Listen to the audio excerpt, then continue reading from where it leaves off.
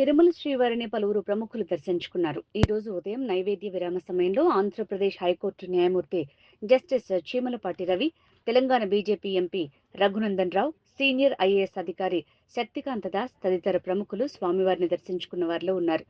వారికి ఆలయ అధికారులు దర్శన ఏర్పాట్లు చేసి స్వామివారి తీర్థ ప్రసాదాలు అందజేసి పట్టు వస్త్రంతో సత్కరించారు.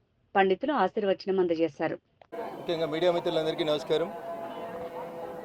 వెంకటేశ్వర స్వామి ఆశీస్సులతో భారతీయ జనతా పార్టీ గౌరవ నరేంద్ర మోడీ గారి నాయకత్వంలో ఈ దేశంలో చాలా కాలం నుంచి హిందూ బంధువులందరూ ఎదురుచూస్తున్నటువంటి వక్ఫ్ చట్టాన్ని పాస్ చేసిన తర్వాత పార్లమెంట్ నుంచి నేరుగా ఇక్కడికి రావడం జరిగింది. సహకరించినటువంటి రాజకీయ పార్టీల నాయకులకి, సహచర ఎంపీలందరికీ కూడా ఈ సందర్భంగా కృతజ్ఞతలు తెలియజేస్తూ ఉన్నాం. లాస్ట్ టైం నేను ఇక్కడికి వచ్చినప్పుడు తెలంగాణకు సంబంధించినటువంటి ప్రజాప్రతినిధుల ఉత్తరాలని గౌరవించాలని చెప్పి అడిగినాను. నా విజ్ఞప్తిని మన్నించి ఆంధ్రప్రదేశ్ ముఖ్యమంత్రి గారు, అదే రకంగా టీటీడీ బోర్డు చైర్మన్ గారు తెలంగాణ ప్రజాప్రతినిధుల లెటర్లని ఆహ్వానించి స్వాగతించినందుకు నేను వారికి ప్రత్యేకంగా కృతజ్ఞతలు తెలియజేస్తూ ఒక విజ్ఞప్తి రాష్ట్ర ముఖ్యమంత్రి గారికి, టీటీడీ చైర్మన్ గారికి, టీటీడీ ద్వారా వస్తున్నటువంటి ప్రతి రూపాయిని మున్సిపాలిటీలకో, రోడ్లు వేయడానికో, ఇతరత్ర కార్యక్రమాలకి వెచ్చించకుండా దయించి ధార్మిక కార్యక్రమాలకి మాత్రమే టీటీడీ డబ్బుల్ని వాడాలని భారతీయ జనతా పార్టీ పార్లమెంట్ సభ్యునిగా నేను ఈ సందర్భంగా డిమాండ్ చేస్తూ ఉన్నాను. అంతేకాకుండా తెలంగాణ ప్రాంతంలో జీర్ణావస్థలో ఉన్నటువంటి అనేక దేవస్థానాలు ఉన్నాయి, ధూపదీప నైవేద్యాలకు నోచుకున్నటువంటి అనేక దేవస్థానాలు ఉన్నాయి. దయించి వాటికి కూడా టీటీడీ డబ్బుల్ని వెచ్చించి తెలంగాణ ప్రాంతంలో పురాతనంగా ఉండి జీర్ణావస్థలో ఉన్నటువంటి దేవాలయాలకి నిధులు వెచ్చించాలని టీటీడీ బోర్డు చైర్మన్ గారికి, ఈ రాష్ట్ర ముఖ్యమంత్రి గారికి నేను సవినయంగా అప్పీల్ చేస్తూ మా తెలంగాణ ప్రజాప్రతినిధుల లేఖల్ని అనుమతించినందుకు నేను వారికి మరొకసారి మీ అందరి ద్వారా కృతజ్ఞతాభివందనాలు తెలియజేస్తున్నాను. జై హింద్, జై భారత్.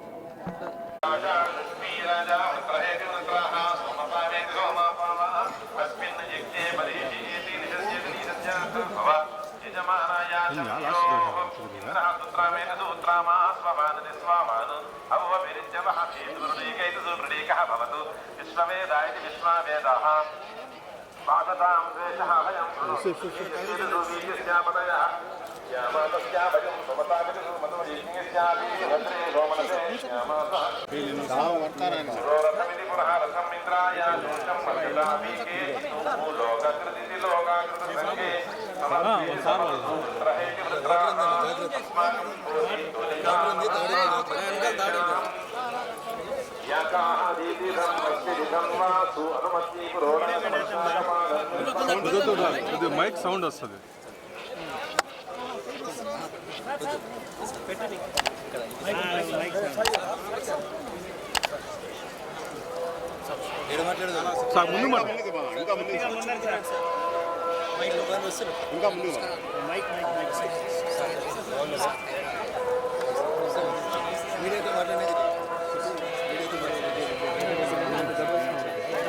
ముందు